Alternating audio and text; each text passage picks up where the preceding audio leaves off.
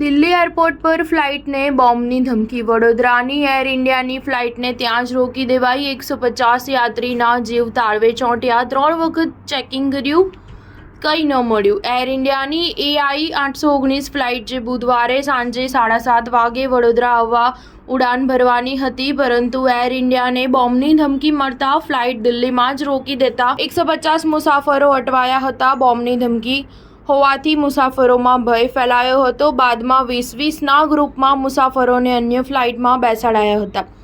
આજે આ ફ્લાઇટે 176 મુસાફરો સાથે દિલ્હીથી ઉડાન ભરી છે. ગત રાત્રે વડોદરા એરપોર્ટથી જનાર 180 મુસાફરો અટવાયા હતા, જે તમામ આજે રીશેડ્યુલ ફ્લાઇટમાં જશે. બુધવારે 150 મુસાફરો દિલ્હીથી વડોદરા એર ઇન્ડિયાની ફ્લાઇટ નંબર AI 819માં વડોદરા આવી રહ્યા હતા. છેલ્લી ઘડીએ ફ્લાઇટ રોકી દેવામાં આવી હતી. એર ઇન્ડિયાએ સત્તાવાર જાણકારી આપી હતી કે તેઓને બોમ્બની ધમકી મળી છે. વડોદરા આવનાર 150 મુસાફરોના જીવ તાળવે ચોંટ્યા હતા. વડોદરાથી દિલ્હી જતી ફ્લાઇટના મુસાફરો વડોદરા એરપોર્ટ પર ફસાયા હતા.